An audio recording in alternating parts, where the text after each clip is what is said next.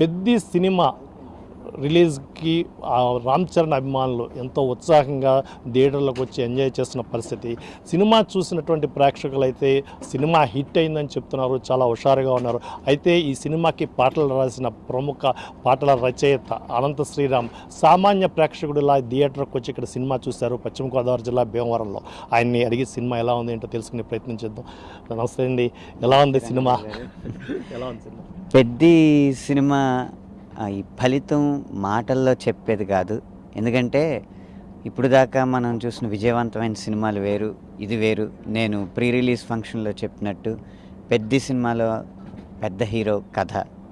ఈ కథలో 100 మందిని ఊచకోత కొయ్యకపోవచ్చు, కానీ అందరినీ ఉర్రూ తొలగించే సన్నివేశాలు ఉన్నాయి.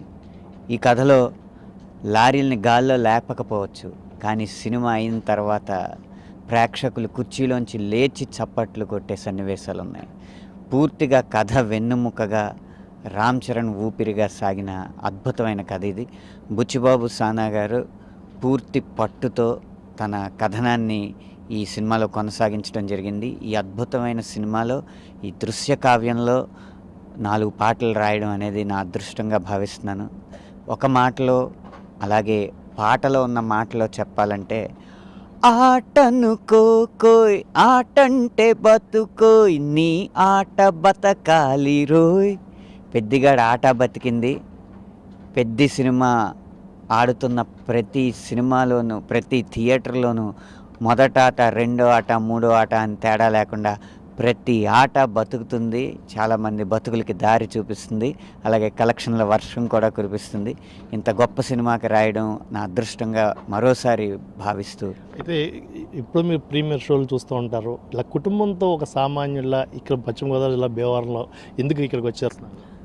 ప్రీమియర్ షోలు అంటే అందరూ మనకు సంబంధించిన వారు ఉంటారు, సినిమాకి పనిచేసిన వారు ఉంటారు, లేకపోతే సినిమా స్నేహితులు ఉంటారు.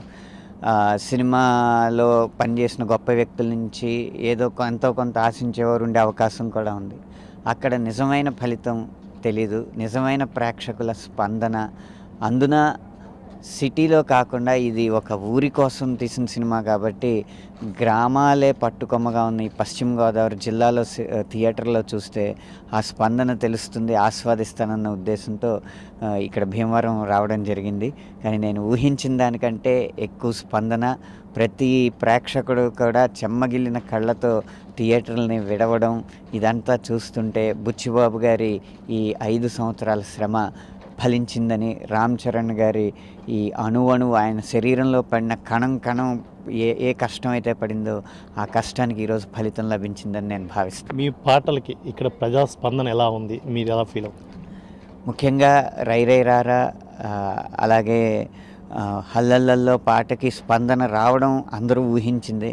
కానీ ట్రైనింగ్ సాంగ్గా వచ్చిన మస్సా మస్సా అన్న పాటకు కూడా అందరూ ఈలలో కేరింతలు కొట్టడం అనేది నేను చాలా అదృష్టంగా భావిస్తున్నాను.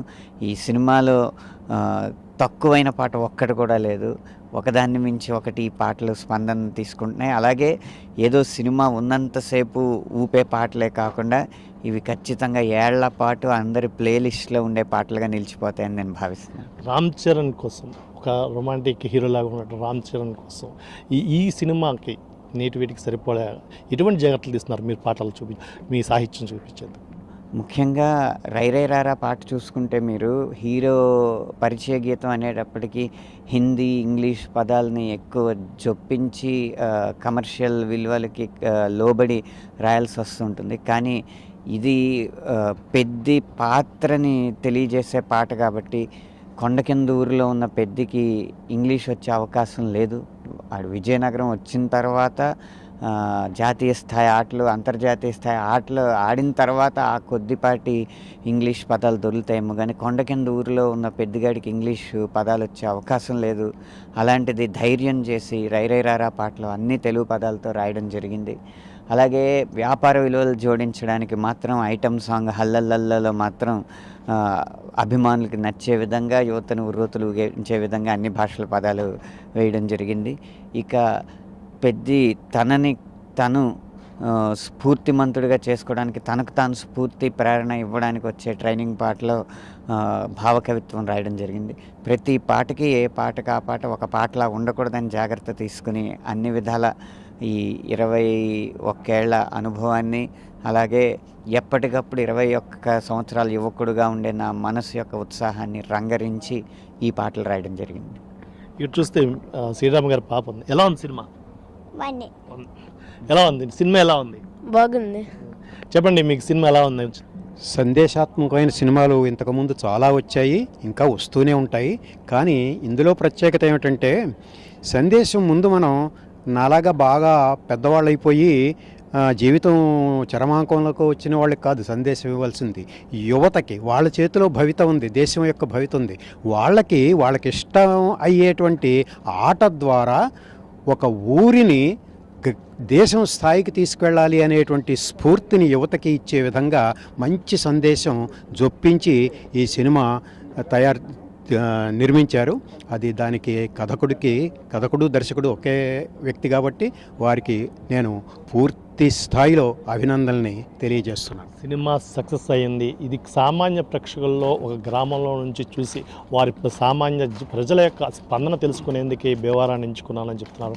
అలాగే కుటుంబంలో ప్రతి సభ్యులకి చిన్న నుంచి పెద్దవారు అందరికీ నచ్చుతుంది.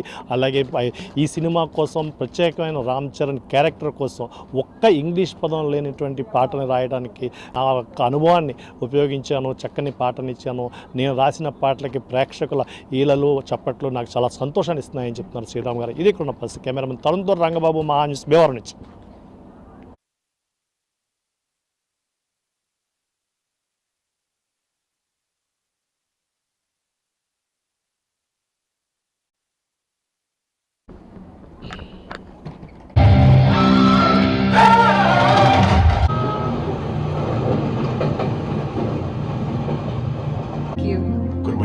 మంచిది సార్.